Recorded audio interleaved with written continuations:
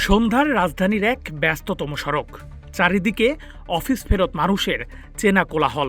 দিনের সব ক্লান্তি গায়ে মেখে প্রতিদিনের মতোই বাড়ি ফেরার অপেক্ষা। গন্তব্য পূর্বাচলের কাঞ্চন ব্রিজ এলাকা।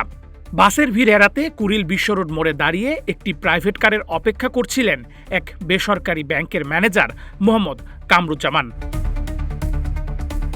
হঠাৎই সামনে এসে থামে একটি সাদা রঙের প্রাইভেট কার। গন্তব্য আর ভাড়া মিলে যাওয়ায় কোনো কিছু না ভেবেই নিশ্চিন্ত মনে গাড়িতে উঠে বসেন তিনি। বাহিরের দৃশ্যটা একেবারে স্বাভাবিক মনে হলেও ভেতরে ওত পেতেছিল চরম বিপর্যয়। পেছনের সিটে আগে থেকেই যাত্রী সেজে বসেছিল অপহরণকারীরা। জীবন অবাক না করলে কে করবে? 28% মিল্ক ফ্যাটের অবাক করার সাথে ফ্রেশ মিল্ক পাউডার। জীবন অবাক করুক প্রতিদিন। গাড়িতে ওঠার কিছুক্ষণের মধ্যেই প্রকাশ পায় সেই ছদ্মবেশীদের আসল রূপ। অস্ত্র আর শক্তির মুখে মুহূর্তেই জিম্মি করা হয় ওই ব্যাংক কর্মকর্তাকে। চলন্ত গাড়িতেই চলে মানসিক ও শারীরিক নির্যাতন। গাড়িটি রাজধানীর 300 ফিট সহ বিভিন্ন এলাকায় ঘুরে বেড়াতে থাকে, আর একে একে ছিনিয়ে নেওয়া হয় সেই ব্যাংক ম্যানেজারের কাছে থাকা নগদ টাকা ও 3টি মোবাইল ফোন। কিন্তু এতেও ক্ষান্ত হননি অপহরণকারীরা। ব্যাংক ম্যানেজারের ফোন থেকেই তার পরিবারের কাছে দাবি করা হয় 5 লাখ টাকা মুক্তিপণ। জীবনের মায়ায় বাধ্য হয়ে মোবাইল ব্যাংকিংয়ের মাধ্যমে মুক্তিপণের টাকা পাঠায় ভুক্তভোগীর পরিবার। টাকা পাওয়ার পর গভীর রাতে 300 ফিটের গোলচত্বর এলাকায় ফেলে রেখে চম্পট দেয় অপহরণকারীরা।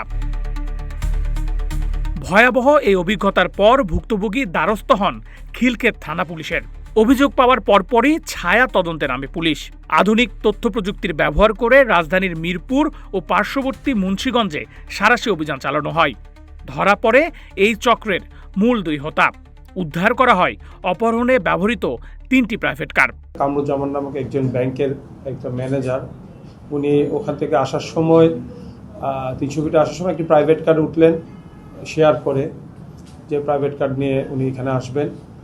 কিন্তু পথে ওনাকে ওনাকে বেঁধে হাত মুখ বেঁধে নিয়ে গিয়ে 5 লক্ষ টাকা পরিবারের কাছ থেকে নিয়েছে এবং এভাবে ঘুরিয়ে তাকে আরও কিছু টাকা পয়সা নিয়ে তাকে পথে ফেলে দিয়ে চলে গেছে।